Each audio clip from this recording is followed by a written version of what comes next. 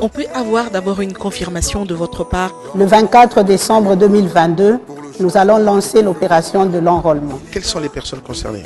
Tous les Congolais âgés de 18 ans révolus à la date du dernier scrutin du cycle électoral sont concernés par la révision du fichier. Donc il y aura une campagne en fait tout azimut pour pouvoir atteindre le Congolais là où il est. Et en quoi consiste concrètement cette application? RERAP est une application qui permet un enregistrement rapide des requérants à partir de n'importe quel endroit. On sait que cette fois-ci, l'innovation, c'est que les Congolais résidant à l'étranger... Ce n'est pas des Congolais vivant à l'étranger, mais c'est des Congolais résidents. Est-ce qu'un électeur peut s'enrôler plus d'une fois? Il est strictement interdit de se faire enrôler plus d'une fois.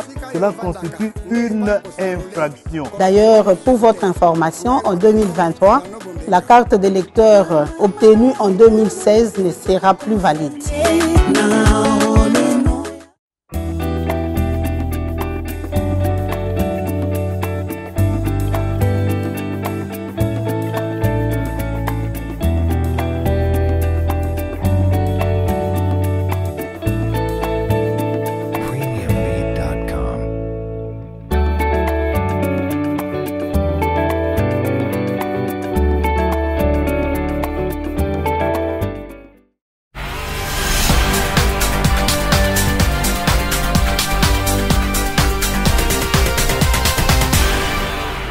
Bon début de semaine à tous, mesdames et messieurs, bienvenue à cette nouvelle session d'information sur A30 Télévision. D'abord les titres.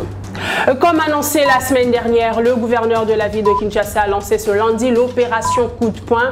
Pas d'immondices, épaves, étalages et autres entraves le long de grandes artères. Gentili Ngobila et son adjoint Jekoko Mulumba, avec les éléments de la police, ont débuté l'opération par le tronçon boulevard Lumumba de l'aéroport international de Djili à la première rue Limité.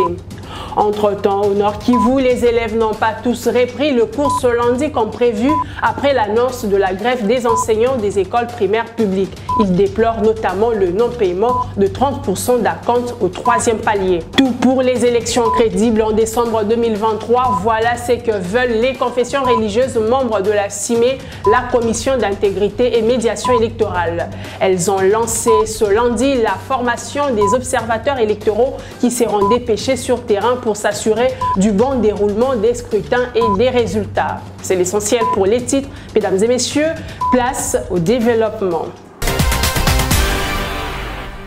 Bonsoir. Le gouverneur de la ville de Kinshasa a lancé ce lundi l'opération coup de poing qui vise à assainir les alentours du boulevard Lumumba. Accompagné de son vice-gouverneur et du numéro 1 de la police ville de Kinshasa, le gouverneur Gentili Ngobila a procédé à la destruction, à l'évacuation des immondices et autres épaves qui obstruent la voie publique le long du boulevard. Reportage Josué Bengbazo et Paul Mwinda.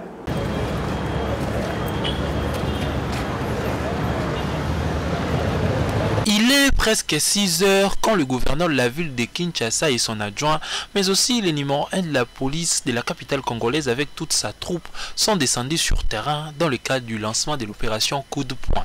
Objectif, la salubrité tout au long du boulevard Lumumba. Tout a commencé à quelques mètres de l'aéroport international d'Ndjili à l'arrêt d'IRVA.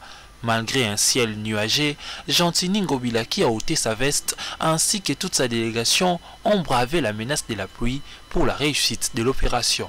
L'ordre a été donné et respecté, évacuer et détruire kiosques, étalages, épaves et toute entrave sur la voie publique le long du boulevard Lumumba de l'aéroport jusqu'à la première rue Limité. La police est au sol,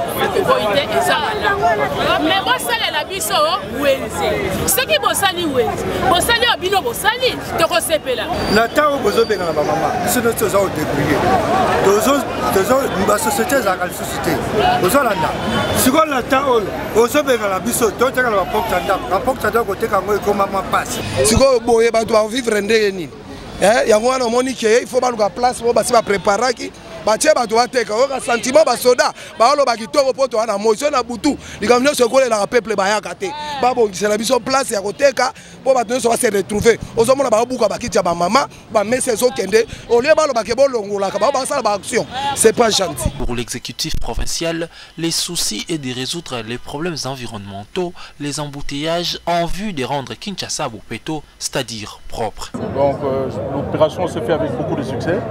J'aimerais ici remercier la police ainsi que tous les services de la ville qui ont fait un travail de titan, qui ont travaillé d'arrache-pied depuis pratiquement 3 heures du matin pour en découdre définitivement avec ces mauvaises pratiques d'étaler la marchandise sur les empruts publics, sur les caniveaux et sur les trottoirs également. Et nous avons aussi débarrassé donc, des trottoirs le véhicule qui devenait de plus en plus encombrant et surtout le gros véhicule, les semi-remorques également. Nous les avons donc remorqués avec les engins de la ville. L'opération coup de poing va s'étendre dans les 24 communes de la capitale congolaise. Les élèves ont repris le cours ce lundi sur toute l'étendue du territoire après les vacances de festivités de fin d'année. Au Nord Kivu, après l'annonce de la grève des enseignants des écoles primaires publiques, certaines écoles n'ont pas accueilli assez d'élèves ou dispensé de manière adéquate le cours. Les explications avec notre correspondant Esaïn Tsongo depuis la ville de Goma au Nord Kivu. Justement, comme c'était annoncé depuis le samedi dernier, les enseignants ici à Goma, certains ont respecté ces mots d'ordre lancés par les syndicalistes. Ils n'ont pas été à leurs établissements respectifs ce lundi, mais certains établissements ont quand même reçu les élèves. Ils ont fonctionné normalement, c'est-à-dire que le mot d'ordre a été respecté à moitié. Donc, pour rappel, les enseignants étaient en train de déplorer le non-paiement du 30% d'acompte du deuxième palier. Même aussi, ils réclamaient le non-réajustement de la prime de gratuité à la hauteur de 67% qui devait être normalement une somme de 20 000 francs. C'est ce qui est prévu sur le listing des pays depuis le mois d'août 2022. Mais aussi, ils étaient en train de réclamer, de revendiquer par rapport au non-paiement de nouvelles unités. Pour dire qu'ici à Goma, en tout cas ce lundi, la moitié d'établissements fonctionnaient normalement, mais d'autres aussi, ils ont respecté ces mots d'ordre lancés par les syndicalistes. On entend donc voir la suite de la semaine, comment ça va se présenter, mais espérons que tout va s'améliorer. Après Kinshasa et 9 autres provinces de premières aires opérationnelles, le processus d'enrôlement et d'identification des électeurs débutera le 16 février prochain, notamment dans les Kivu, mais aussi dans la province de l'Ituri. Le numéro 2 de la CENI l'a personnellement déclaré ce lundi au gouverneur militaire du Nord Kivu. Le compte rendu de cette rencontre avec le colonel Guillaume Ndjike. Suivez. Communiqué de presse relatif à la réunion du comité provincial de sécurité élargi à la délégation de la CENI venue de Kinshasa du lundi 9 janvier 2023. Il s'est tenu ce lundi 9 janvier 2023 dans la salle de réunion du gouvernorat de province sous la présidence de son Excellence Monsieur le gouverneur militaire, le lieutenant général Ndima Komba Constant, une réunion extraordinaire du comité provincial de sécurité élargie à la délégation de la CENI venue de Kinshasa avec à sa tête le docteur Manara Linga Didi, deuxième vice-président. Un seul point était inscrit à l'ordre du jour, à savoir la sécurisation du processus d'enrôlement des électeurs en province du Nord Kivu. Dans son mot, le deuxième vice-président de la CENI a commencé par dévoiler le secret de sa feuille de route devant le comité provincial de sécurité. En effet, sa délégation est à Goma pour plusieurs activités relatives au lancement de la sensibilisation des électeurs à s'enrôler en préparation des échéances électorales à venir, y compris une séance de concertation avec les forces vives de la ville de Goma afin de leur faire part, entre autres, des innovations apportées au processus électoral et les règles des jeux y afférents. D'où il a sollicité l'accompagnement du comité provincial de sécurité. En outre, Il a fait part au comité de la préoccupation de la CENI par rapport au déploiement futur des matériels de la CENI dans les zones sous occupation de M23/RDF. Prenant la parole à son tour, le gouvernement militaire a commencé par rassurer la délégation sur l'appui du comité provincial de sécurité. En Ituri, les préparatifs de l'opération d'enrôlement des électeurs vont bon train. Des agents électoraux sont depuis ce lundi en formation de renforcement de capacité, formation qui prendront 7 jours selon le chef d'antenne de la CENI en Ituri qui l'a déclaré à l'issue de son entretien avec le gouverneur Luboya Kachama. Johnny, images et commentaires. Plus question de doute. Les élections auront bel et bien lieu en Ituri, province sous état de siège qui se stabilise peu à peu avec l'implication de l'administration militaire sous le leadership éclairé du lieutenant-général Luboya Kachama Johnny. En audience ce lundi avec le gouverneur, le chef d'antenne de la CENI en Ituri, Jumi Angama Tadri, appelle certains fils et filles égarés ayant pris les armes à revenir à la raison pour le bon déroulement de l'opération d'enrôlement des électeurs prévue pour le 16 février dans cette partie du pays. Ce que je peux demander à mes frères itouriens à ce moment, il ne sert plus à rien de s'entretenir.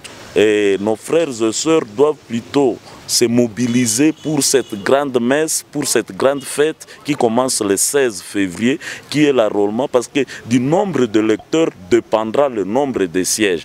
Donc, nous avons 28 députés nationaux élus, 44 députés provinciaux. Est-ce que nous voulons avoir moins que ça ou plus? Tout dépendra de la manière dont nous devons nous comporter à partir d'aujourd'hui. Il était accompagné d'une forte délégation de la CENI venue de Kinshasa pour superviser la formation des agents électoraux pendant 7 jours. Objectif, renforcer leurs capacités pour un enrôlement de qualité. On va leur expliquer qu'est-ce qu'un centre d'inscription, où est-ce qu'il peut être installé, comment il peut être aménagé, qu'est-ce qu'on fait au centre d'inscription, comment remplir les différentes fiches et comment conduire un électeur quand il arrive. Et il faut aussi manipuler la machine. Nous tenons pour vous informer déjà qu'on a reçu un lot de machines de formation, donc les kits d'enrôlement de formation. Ils vont manipuler ces kits et au finish, la finalité, c'est de produire la meilleure carte d'électeur donc possible qu'on puisse avoir. Rappelons que l'Ituri compte plus de 700 centres d'inscription.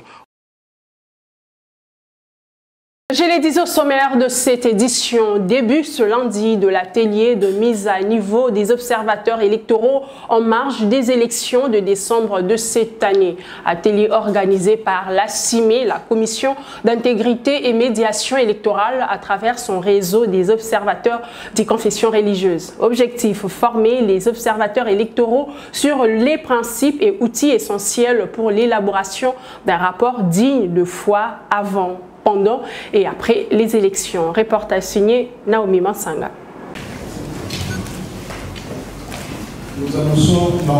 Ils sont au total 200 observateurs sélectionnés par le réseau d'observation de confessions religieuses, membres de la CIME, la Commission d'intégrité et de médiation électorale, pour prendre part à l'atelier de mise à niveau organisé du 9 au 10 janvier à Kinshasa. Pendant 2 jours, les participants seront essentiellement outillés sur le processus de la mission d'observation électorale, comment élaborer et transmettre des rapports et outils quanti. L'atelier est pour les confessions religieuses une occasion de démontrer leur rapport qui est une garantie incontestable à la crédibilité des résultats électoraux et l'amélioration du processus électoral à venir.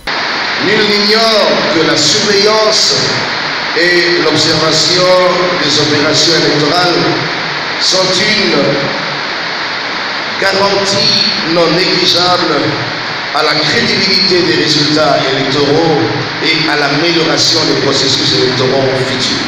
Le numéro 1 de la CIME a insisté sur le professionnalisme qu'exige l'observation électorale. Elle n'est donc point considérée comme un simple tourisme électoral, car elle est une activité sérieuse qui exige du professionnalisme. Voilà pourquoi, en début d'année électorale, le ROC s'active à faire la mise à niveau des observateurs à long terme, d'abord pour la première ère opérationnelle en vue de suivre les opérations d'identification et d'enrôlement des électeurs qui vient de démarrer et les autres étapes importantes du processus électoral en cours.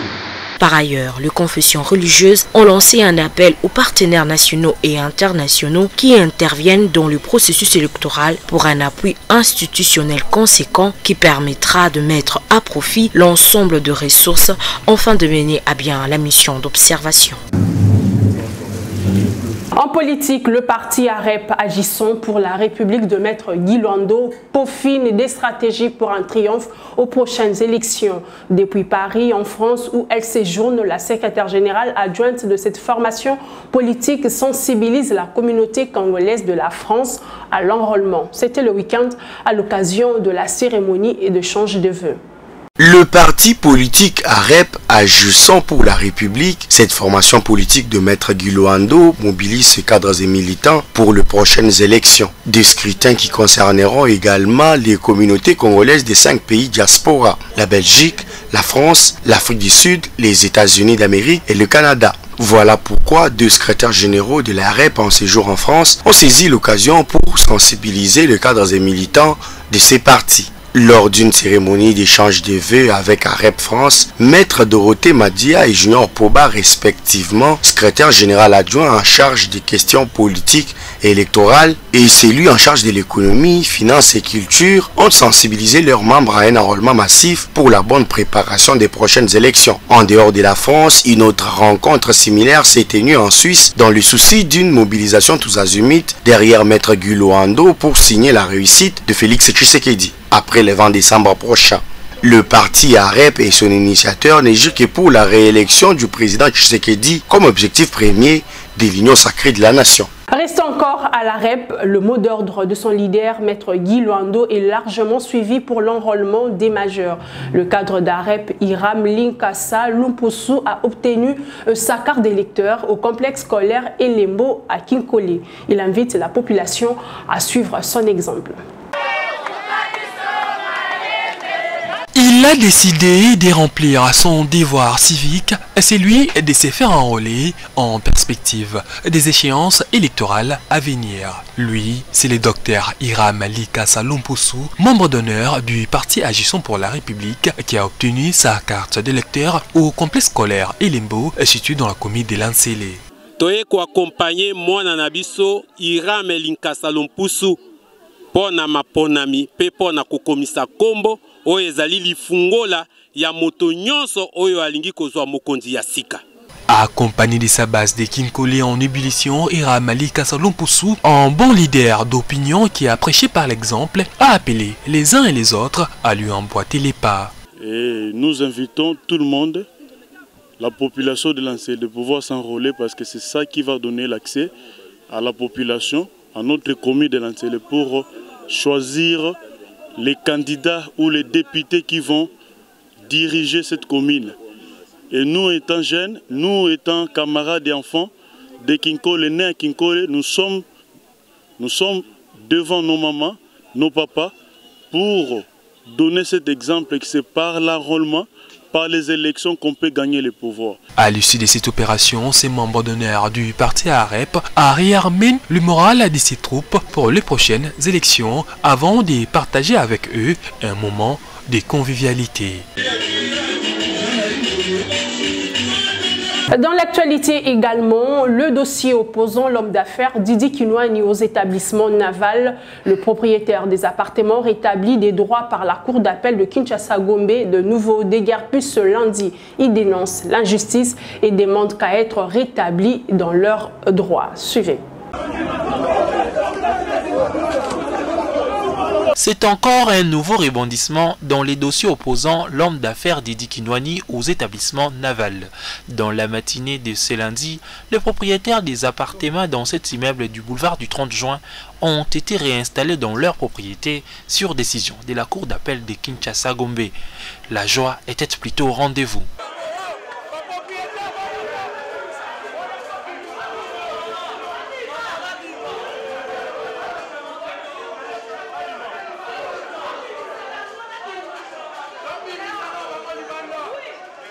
Mais l'euphorie de la réinstallation n'aura été que d'une courte durée. Ces personnes ayant droit, selon la décision de la Cour d'appel, se sentent de nouveau vues être déguerpies par la police.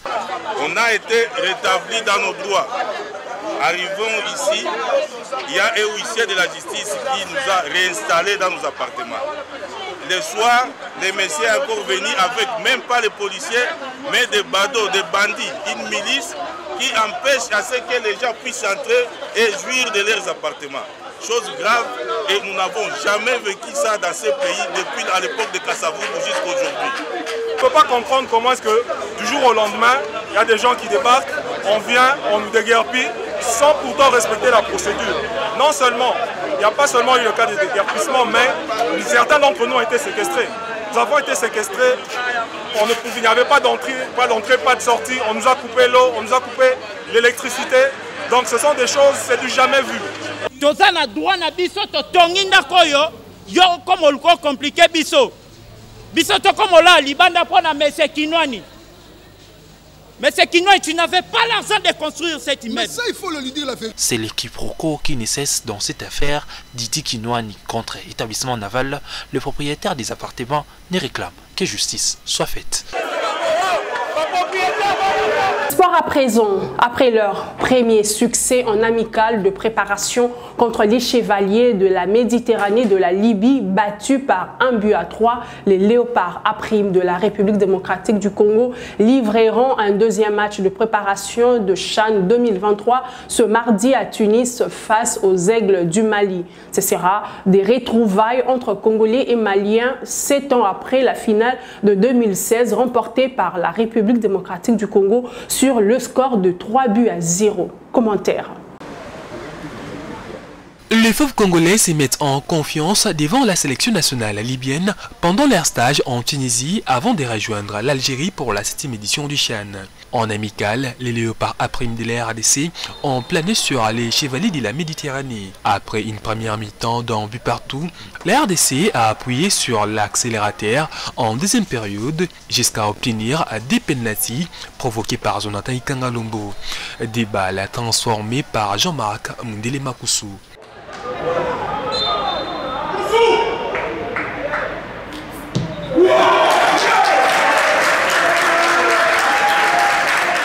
Avant de boucler sa préparation en terre tunisienne, l'équipe de Otis Ngoma aura un dernier sparring partenaire qui est les Mali. Si cette rencontre n'est qu'une préparation, elle rappelle néanmoins la finale du CHAN 2016 au Rwanda où la RDC avait battu sur le score de 3-0 les Aigles du Mali. Une finale qui a permis à la RDC d'obtenir sa deuxième étoile continentale. Pour cette édition du CHAN qui aura lieu en Algérie, la RDC qui est à sa 6e participation fera son entrée en lice déjà. C'est 14 janvier 2023 contre l'Ouganda.